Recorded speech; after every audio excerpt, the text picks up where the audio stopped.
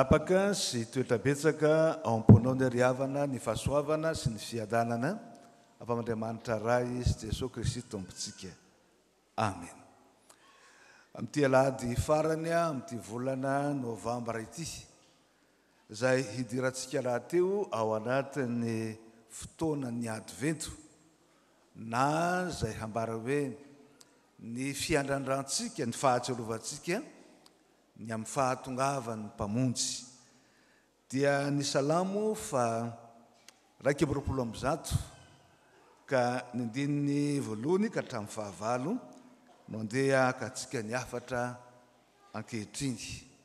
Foy ihany izany salamo zany ka dia hoverenako hovakiana mba hitoetra tsara ao am-pontsika sy ao an-tsaintsika zany ten'Andriamanitra zany. Manompo ny masoko amin'ny tendrombohitra, avy aiza ny famonjena? Famonjena dia avy amin'ny Jehova mpanao ny lanitra sy ny tany. Tsy mba havelany angozozany ny tongotrao, tsy ho renrenany ny mpiaro anao. Indro tsy matory na renrena ny mpiaro ny Israely. Jehova no mpiaro anao, Jehova no fialofanao amin'ny ankavananao. Masoandro tsy mba amely anao amin'ny andro, na ny volana no ny alina. Jehova hiaro anao amin'ny ratsy rehetra. Eny, hiaro ny fananao izy. Jehova hiaro anao na mivoaka na miditsy hatramin'izao ka ho mandrakizay. Ny fahatokiana an Jehova no mitondra fanantenam-pamonjena. Zany no azontsika raisina mitinana zany salamo zany. Ny fahatokiana an'Andriamanitra mitondra fanantenam-pamonjena izany. Ao anatin'ny fisainana, ao anatin'ny ramokoriana mihitsy amin'ny mpanao salamo, izay olona azo lazaina fa mifanerasera, mifamatotra fiainana ary tia ny manaton'Andriamanitra amin'ny toe-javatra rehetra. Izany atao hoe raha tojo ny fahaseranana, raha tojo ny zavatsarotra dia mivavaka ary maneho fahatokiana an'Andriamanitra. Ka iray amin'ny salamo izay manambara fahatokiana an'Andriamanitra no hitantsika eto. Ka ny zavatra voalohany izay ambarany dia zao: Andriamanitra no pahary, Andriamanitra pahary no loharan'ny-pamonjena ho an'ny olombelona. Andriamanitra pahary no loharan'ny-pamonjena ho an'ny olombelona. Hitantsika eo amin'ny andininy voalohany sy faharoa zany. Izay lazany hoe manompo ny masoko amin'ny tendrombohitra, avy aiza ny famonjena? Ny famonjenay dia avy amin'ny Jehova mpanao ny lanitra sy ny tany. Miandrandra famonjena ny olona rehefa tojo zava-manahirana, rehefa ao anatiny izay atao hoe fahoriana, ary ao anatiny izay ahatsiarovana fa tery naporotra no ny zava-misy iainany. Dia manompo ny masony na mandefa ny fijeriny amin'izay heveriny ho avo izy. Ary dia ny tendrombohitra zany ho an'ny fisainana jiosy, izay tsy mitovy amin'ny fisainan'ny Grika. Ny tendrombohitra dia zava-mahagaga, ary ny tendrombohitra dia anisany tsy azo potehana mihitsy, satria tsy ilay hita ety ambony iny ny tendrombohitra ny fisainana jiosy. Tahaka ny fisainana Grika dia hosikira mijery tendrombohitra dia ilay avo, iny ny hoe tendrombohitra. Fa ho an'ny jiosy ilay any ambany indrindra, ilay fototra, ka na ho tongisinao azy zao tontolo zao dia zay vao rava ny tendrombohitra. Zany hoe zavatra zay tsy mietsika ary azo tokiana ny tendrombohitra. Toerana izay iverina fa ahitana mpamonjena. Ary ny fahadisoan'ny fiangonana sasany ankehitriny dia mandray izany arabaky teny hoe andao hivavaka ny telo-bohatra fa ny tena marina dia filazana fa miandrandra ny avo dia valiany avy hatrany zany fa raha manana etaeta ifandray amin'Andriamanitra ianao ao anatin'ny fahoriana ao anatin'ny fijaliana dia manana fahatokiana n'Andriamanitra ianao dia tsy ny zavaboary toy ny tendrombohitra mavo fa ny famonjena antsika ny famonjena anao dia avy amin'ilay nahary tendrombohatra io dia avy amin'Andriamanitra ilay nahary ny lanitra sy ny tany ary zany fisainana izany dia sady fitaomana ny olona raha miandrandra famonjena sy andeha hijery zay very zavaboary hafa no izy alaka amin'ny fisainana teo hoe ny tendrombohitra dia very no zavaboary tena tsy mihetsika ka zany no hitadiavam-pamonjena fa ilay pahary zany tendrombohitra zany ilay pahary ny tany sy ny lanitra zany dia Jehova ilay mampisy fiainana no hoany mpamonjy sy loharano mpamonjena tsy fitodiana amin'izay verina ho sampy satria ny sampy raha amin'ny fisainana soatra masina dia izay hiteran'ny olona ary voary ihany ireny fa ny tena loharano mpamonjena dia ilay pahary andreny voary reny ary ao anatiny zany sika olombelona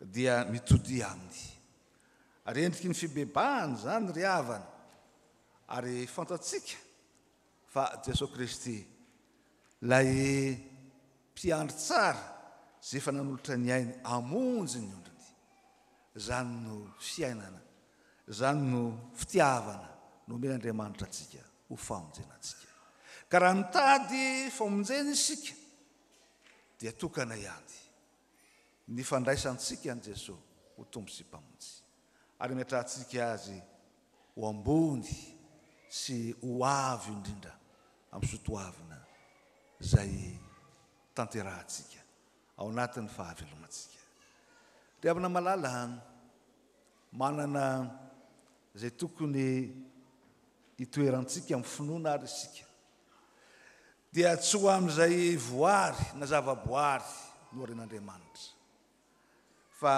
ho amin'izay ilay pahary ilay loharanon'ny fiainana dia Andriamanitra rainy Jesosy Kristy zany ary efa nameantsika sahady tokoa zany fiainana zany izy tamin'ny fanoloran'ny zanany ho tonga nofo hiara-monina amintsika ety amin'izao tontolo izao zay no ambaran'ny hafatra voalohany manompo ny masoko amin'ny tendrombohitra ka tsy ny tendrombohitra no mahavonjy fa Jehova ilay pahary ny lanitra sy ny tany zany loharano-mpamonjena ho azo anao fa ny faharoa zay ambarany koa dia izao mitsinjony olona mandrakariva Jehova na mitsinjony olona mandrakariva Andriamanitra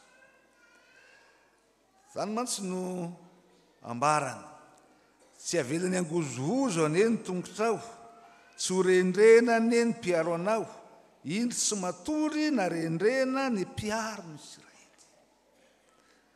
ny ho an'ny ankizy na atao hoe rendrena dia zao mafana be zao ny andro dia misy zao nefa mirondrona fotsiny amin'ny toerana eo zany hoe tsy matory nefa matory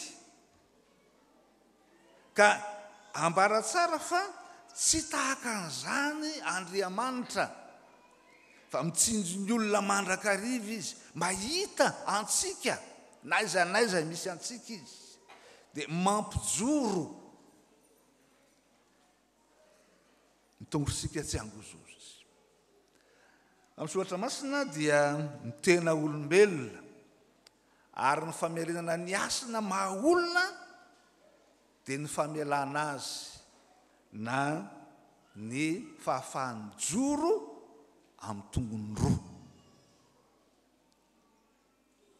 ary zany moa no ilazana hoe rehefa tsy mijoro amin'ny tongony roa intsony ny olona dia tsy olona intsony izy raha sanatria ka mandady ny biby no mandady ary mampieritreritra fa indraindray efa tsy hitantsony ao anatin'ny maha olona antsika zany endrika tsy avelan'Andriamanitra antsika angozozo zany. Ny fomba fitenitsika eny hoe efa mitrongo vahoomany inona moa no mitrongo aloha tsy tenenika rehefa atao hoe mitrongo vahoomany ianao zany dia efa tena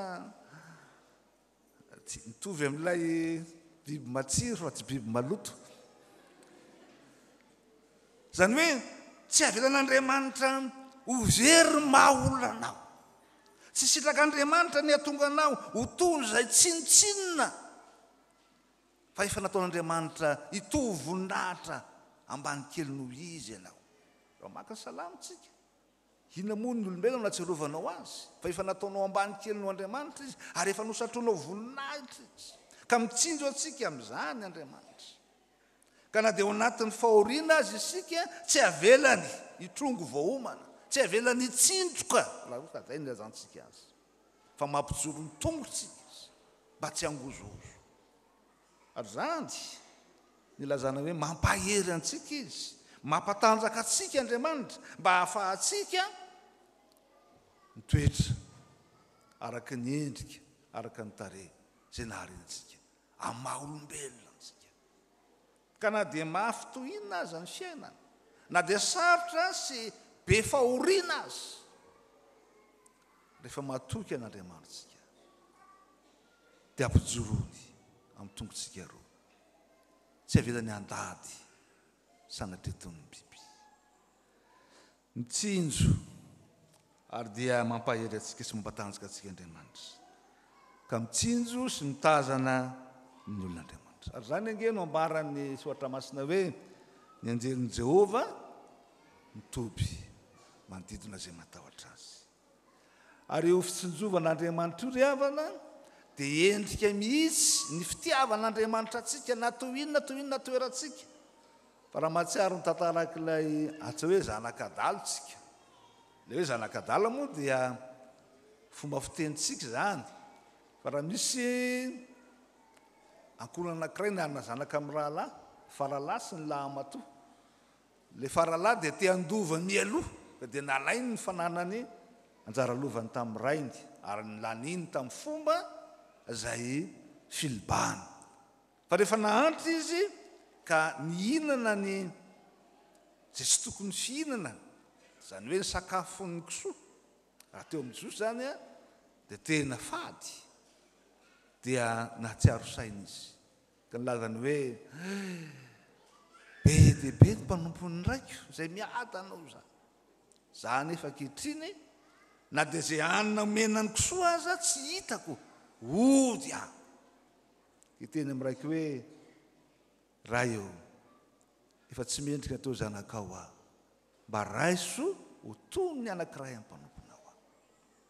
Dia niverina nody izy, fa mbola tsy tonga akory izy dia efa nitsinjo azy ny rainy, efa nitsena azy ny rainy, ary nandray azy sy nanoroka-kasika ny teny hoe ty zanako tia efa maty fa velona indray, nasiana kapa, nasiana peratra ary nanaovana fifaliana lehibe.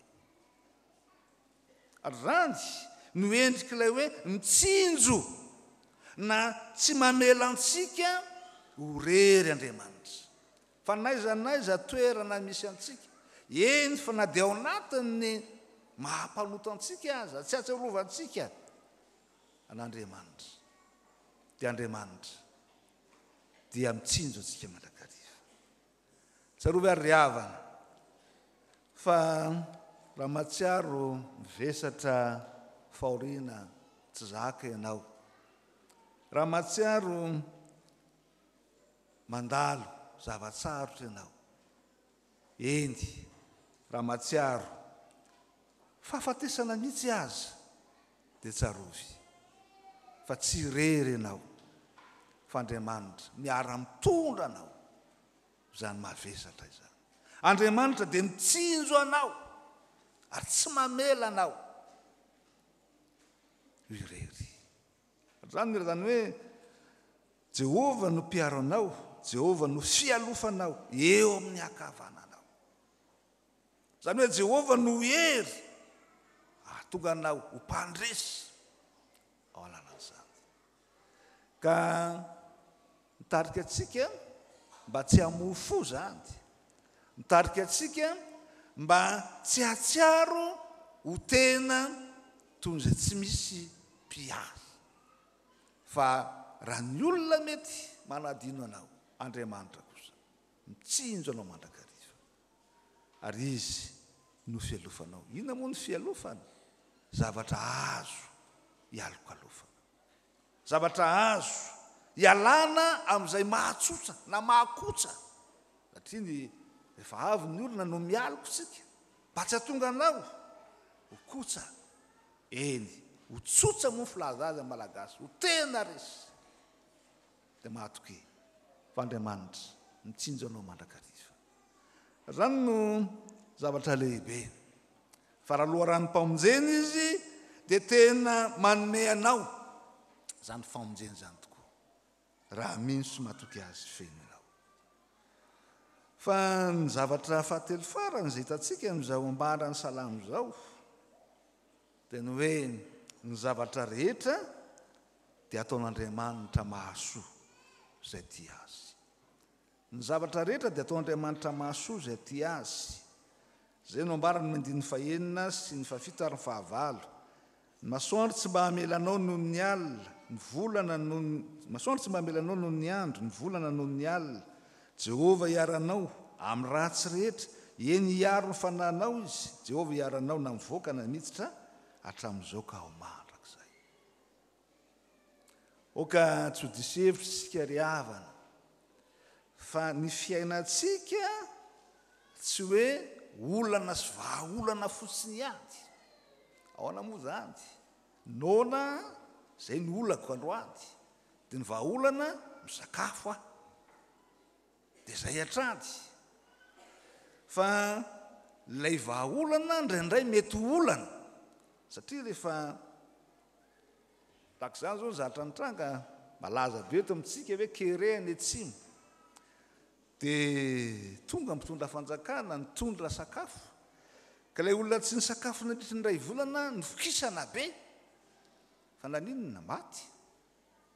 Tsy nahazaka, tsy nalevikanina, dia maty. Lasa olana indray. Ka raha vahaolana sy olana foana ny fiainantsika dia tsy ho ahita fitsaharana mihitsy isika, fa ndraindray izay iverintsika tsy misy vahaolana. Raha tena eketsika dia mahasoa antsika zany. Rano no fiainantsika, rano no atao hoe fahatokiana sy fandraisana famonjena avy amin'Andriamanitra.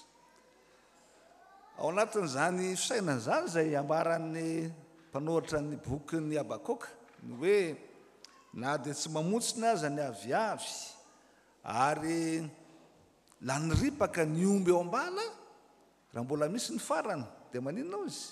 Tsy foana ninona? Ny fanantenako. Eny fa na ny fahafatesana azy zay verintsika ho faharesena, tsy loza ho antsika intsony zany. Ary Paoly dia nilaza an'izany hoe azako tombony azy zany satria mampanakaiky ahy eo anatrehan'Andriamanitra. Ka zay ambara eto hoe ny masoandro tsy hamely anao noho ny andro, ny volana noho ny alina. Hitantsika zay voalaza teo amin'ny Lioka 1:20, ny 9:20 sy ny 7:20. Fa isy fotoan'andro zay hatonga ny masoandro sy ny volana anjary ahaketraka ny fon'ny olona. Ary ankehitriny anie efa mitranga zany, mafana be zao ny andro, dia efa malemilemy daholo tsika. Fa zay ambarany Soatra Masina hampatahotra lavitra, anjary ho ra, anjary ho toy izay tsy azo iainana ny tontolo iainana, fa andoro.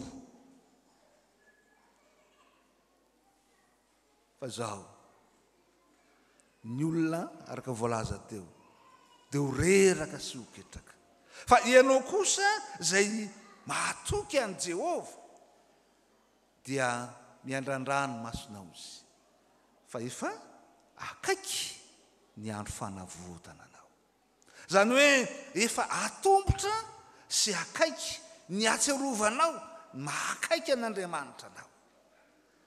Ka tsy ho tebiteby andreraka ny fo ny aretina izay hainantsika kehitriny, fa ho toy ny fanotra izay hamelona fanantenana mba hananantsika fifikirana an'Andriamanitra bebe kokoa, mba hahatonga antsika hatoky an'Andriamanitra bebe kokoa, ary indrindraindrindra anova ny asa izay ataontsika, mba hahatonga antsika ho mpanompo mahatoky fa tsy handreraka ny fotsika. Ary zany mantsy no tiany mpanao salamo ambara amintsika fa raha vahaolana sy olana foana ny fijeritsika dia rehefa tojo ny olana mitambaritsika, ary ny olana mitambatra mantsy no ambarany soratra masina hoe fakapanahy, dia reraka ny fotsika fa tsy mahita isika hoe inona no tian'Andriamanitra ataontsika. Amin'izao andro mafana be izao, amin'izao andro tsy misy orana ka tsy isin'ny rano izao, mandreraka tokoa ane, ary tena manjary ohatrany tsy mahitana fifaliana, ary dia efa mety misy miteny hoe dia alao maty fa tsy zany anefa. Fa inona no ijoroanao vavolombelona amin'ny mampino anao? Inona no andraikitrao raha mino sy mivavaka ianao? Dia endrika anankiray izay tian'Andriamanitra asoantsika izany, mba handraisantsika fepetra, mba handraisantsika ny andraikitra izay tian'Andriamanitra amin'ny finoantsika azo tanterahana. Raha samy tsy mandoro tanetsaka antsika dia mety miena ny fahasomban'ny tontolo iainana. Raha samy tsy manipinipy zavatra amin'ny loto sika dia mba miena ny fofony. Eny raha samy mba mitandro izay ahafahantsika miaro ny zavaboaritsika dia ho tojo amin'izany fadiovan'ny rivotra izany sika, ka tsy famozam-po fa tena mahasoantsika izany. Taona iainantsika ity mivalana retana dia izao no firesaka ny vahiny anankiray mba tafaresaka tamiko. Mahasoan'ny olombelona izy ary mahasoan'ny malagasy manokana satria ho lasa fahazarana ny manasa tanana, ho lasa fahazarana ny mba miaro zany fahadiovana zany. Ary zany no ambara hoe mahasoantsika na dia mahasoso azy, fa lasa mahasoantsika ny zavatra rehetra rehefa tena mino sy mahatoky Andriamanitra. Mahatonga antsika ho tena mpanompo mahatoky ny zavatsarotra mety avintsika.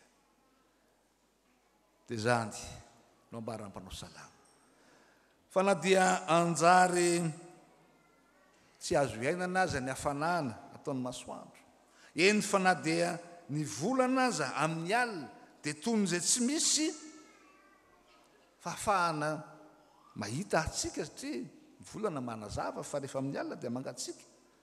Dia zao Jehova iaranao amin'izany rehetra izany, Jehova iaro ny fanahinao mba tsy ho tafotohina, zany hoe mba tsy ho tonga amin'ny fahatserovana, fa tsy mamy ny miaina, fa mamy ny fiainana, dia ny fiainam-pamonjena no men'Andriamanitra anao. Ka Jehova no iaro anao na mivoaka na miditra hatramin'izao ka ho mandrakizay. Mivoaka sy miditra moa dia ilazana hoe amin'izay serasera, amin'izay fifandraisana, amin'izay lalam-piainana alehanao dia Andriamanitra no mamaritra an'izany satria izy no fiandohana na ny fivoahana ho sika sy ny fiafarana na ny fahatongavana. Le avana malala ao anatin'ny advetro sika ary ny tokony ho tsarovana amin'izany dia izao ny fanantenana zao loko maintso izao ny fanantenana fa Imanoela na Andriamanitra amintsika. Imanoela na Andriamanitra amintsika. Ka izy ny loharano mpamonjena ho atsika. Izy dia tsy mamela atsika horery eo an-trehan'ny fiainana fa mitsinjo atsika izy. Ary izy dia mampiasa ny zavatra rehetra azo izay mahatoky azy. Ary zany no tian'Andriamanitra ampahery atsika ao anatin'ny fiandrasantsika. Zany fahafenony ny famonjena atsika izany amin'ny fahatongavany. Na ho raha-pitso io, na afaka pitso, na mbola antaonany maro. Ka aza mivezivezy mitady famonjena amin'ny zavaboary, fa Jesosy Kristy ilay nahariana zao rehetra zao, zany no any loharanom-pamonjena ho anao sy mahavonjy anao. Ataovy ambony indrindra amin'ny fiainanao izy. Ary tsaroa fa tsy manary anao na manalavitra anao izy, fa mitoetra aminao mandrakariva, izay ambarantsika hoe Imanoela na Andriamanitra eo anivy sika. Ka na dia mandeha lohasaliko ny fahafatesana azy isika, hoy ny Salamo 120, dia tsy atahotra an'izany isika fa Andriamanitra no amintsika. Eny, ain'Andriamanitra ampiasaina ahasoantsika ny zavatra rehetra. Ka aza kivy mijoro vavolombelona ny amin'ny fitiavana ianao, mijoro vavolombelona amin'ny fandraisanao andraikitra amma olom-bovonjy ianao, mba hahatonga ny fiainana ahitanao. Fa raha manompo ny masonao amin'ny tady famonjena ianao, dia Jehova no famonjena ho anao. An'Andriamanitra irery ny voninahitra ho amintsika kosa ny hery ny fahafenon'ny fiainana no ny asa ny fanahy masina ampahitantsika mandrakariva ny fitiavan'Andriamanitra eo amin'ny fiainantsika. Amen.